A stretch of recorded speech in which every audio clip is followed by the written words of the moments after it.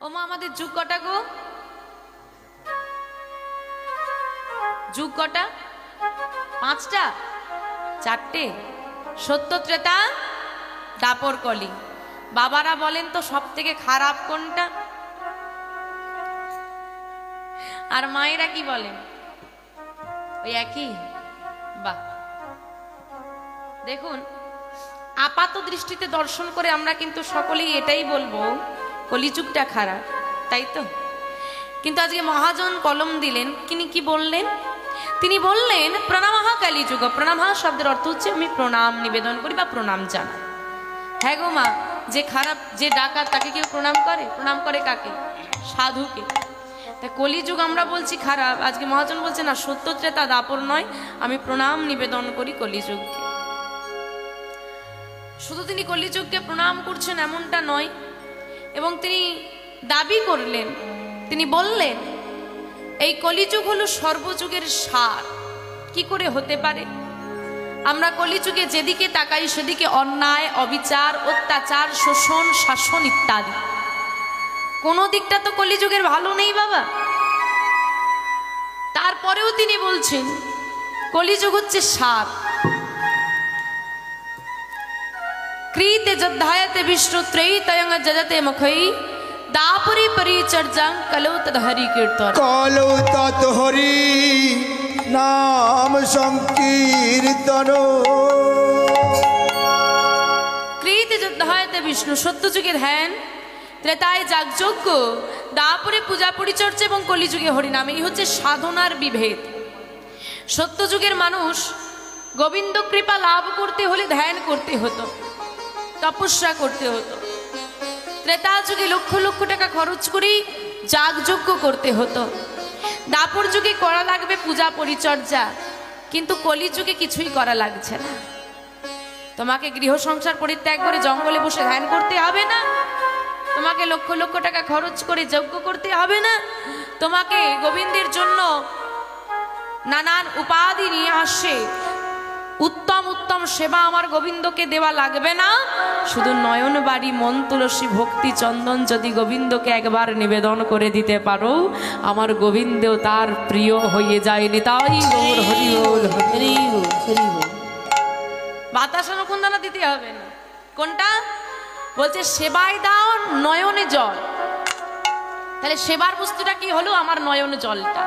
এবার বাবা গোবিন্দকে সেবা দিতে গেলে আপনি নকুন্দানা দেন, বাতাসা দেন, রাজভোগ দেন, যাই দেন না কেন, কি দিতে হয় তার উপরেই?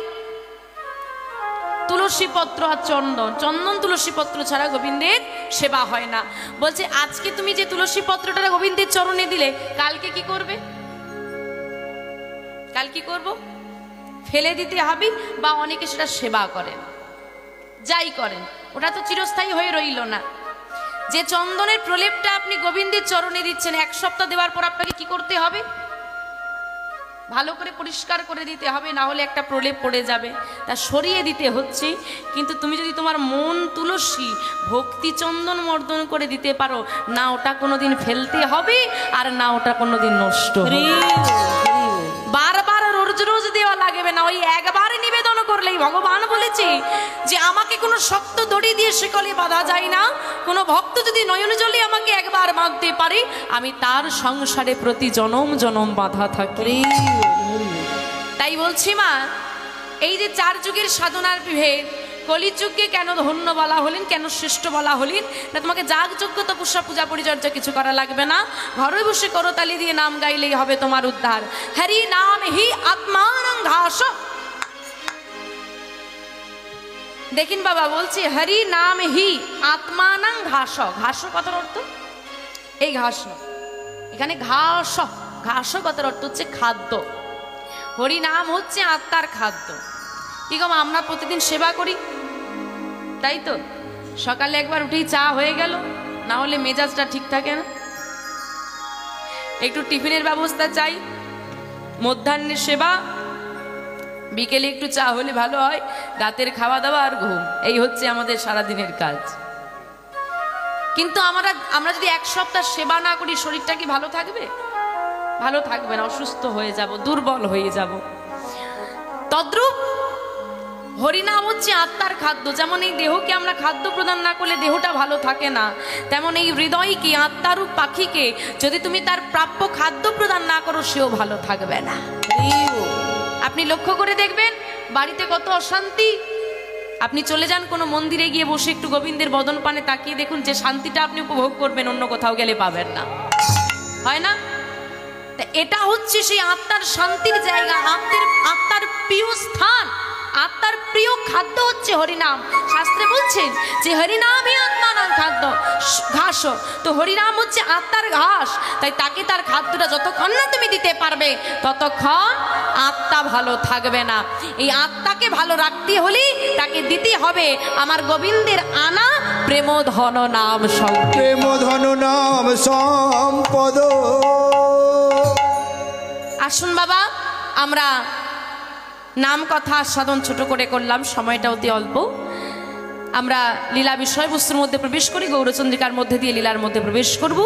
আজকে যে লীলাটা আমরা আস্বাদন করব, নবদ্বীপ নয়, না বৃন্দাবন নয়, আজকে লীলাটা আমরা শ্রবণ করব বা শুরু করব মুর্শিদাবাদ জেলা থেকে। মুর্শিদাবাদে একজন ভক্ত ছিলেন, যিনি জমিদার থেকে ভিখারি হয়ে আমার গোবিন্দকে পেয়েছিলেন। আমরা সাধারণ মানুষ সারাদিন সংসার সংসার সংসার করে জড়িয়ে ধরে পড়ে আছি। জমিদার হয়ে তার সমস্ত দায়িত্ব পরিত্যাগ করে ভিখারি সেজেছিল। আমরা অর্থের পেছনে ছুটি, আর তিনি অর্থ পরিত্যাগ করে গোবিন্দের পেছনে ছুটে গোবিন্দকে লাভ করেছিলেন। কিভাবে, সে বিষয়বস্তু আজকে আমরা শ্রবণ করব। আজকে আমাদের বিষয়বস্তু হবে লালাবাবু জগৎশ্রী। কিবা কলি ঘর তিমিরে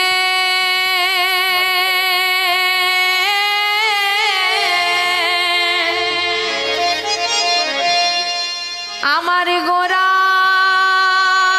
সল জগজনে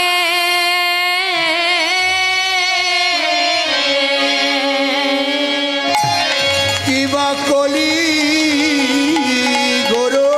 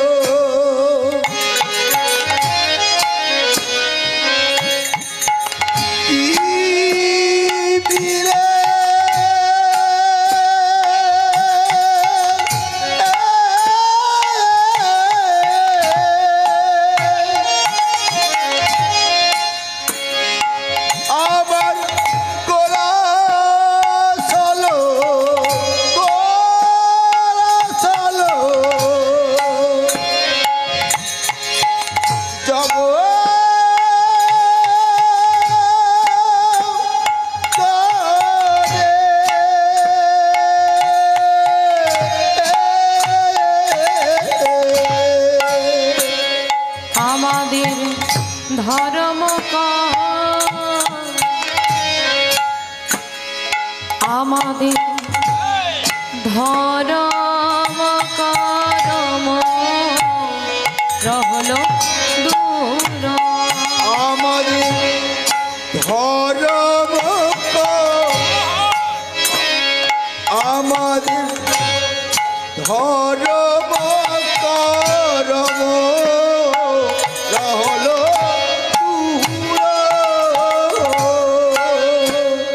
ধর্ম দূরে যে গেল রে, দূরে যে গেল রে দূরে যে গেল রে, ধর্ম দূরে যে গেল রে কলি ঘোরতি, দূরে যে গেল রে কলি ঘোরতি, দূরে যে গেল রে ধর্ম করম আজ, দূরে যে গেল রে ধর্ম করম আজ, দূরে যে গেল রে না কলি ঘোর উদ্ধারে, দূরে যে গেল রে কলি ভাব উদ্ধারিতে, দূরে যে গেল রে আমার গৌর হরিরম দূরে যে গেল রে ধর্ম করম দূরে যে গেল রে গৌর হরি অবতারে, দূরে যে গেল রে গৌর হরি অবতারে, দূরে যে গেল রে হরি হরি হরি বলে জয় গৌরী সীতারাম হরি হরি বল। হরি হরি হরি বলে দূরে যে গেল রে হরি হরি হরি ধর্ম দূরে যে গেল গেল রে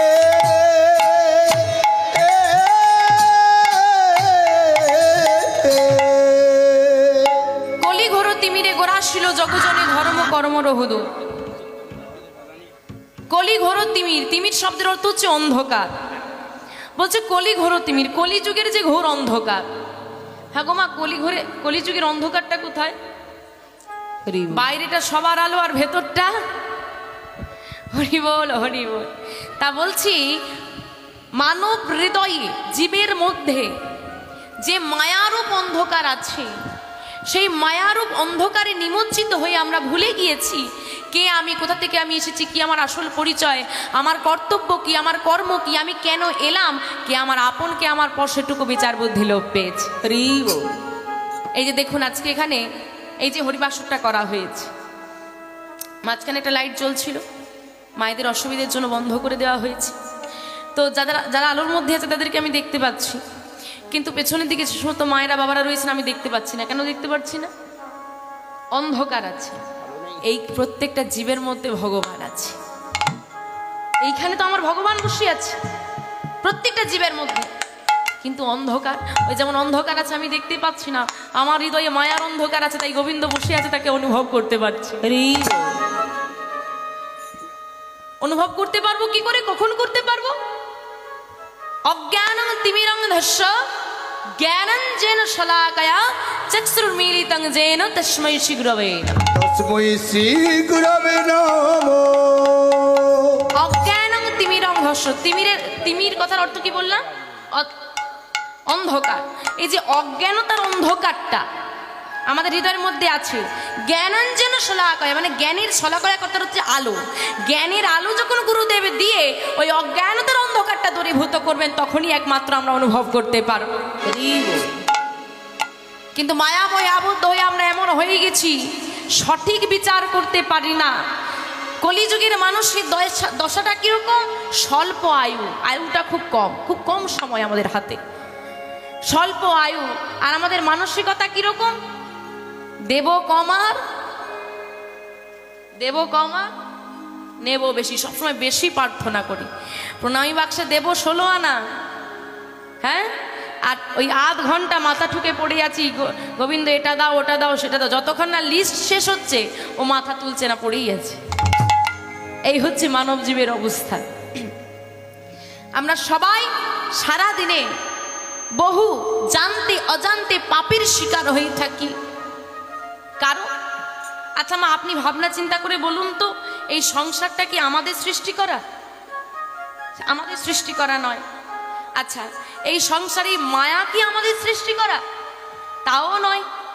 এই যে পাপ পুণ্যের বিচার, এগুলো কি আমাদের সৃষ্টি করা? তাহলে সব দোষ কার? বলে ভগবানের। তো বাবা সাধ করে, ব্রাহ্মণ পরিবারের ছেলে, বাবা সাধ করে ছেলেকে গুরুকুলে রেখে এসেছে, আমার ছেলেকে জ্ঞানী হতে হবে। বহু বছর পেরিয়ে গেল, ছেলে এখন জ্ঞানী হয়েছে, সব শাস্ত্র পাঠ করে শাস্ত্রজ্ঞ হয়েছে, শাস্ত্রজ্ঞ হয়ে পিতার কাছে ফিরে এসেছে, পিতাকে প্রণাম করেছে। পিতা, কিরে বাবা, আমার তোকে গুরুকুলে পাঠানোটা সার্থক হয়েছে তো? হ্যাঁ পিতা, সার্থক।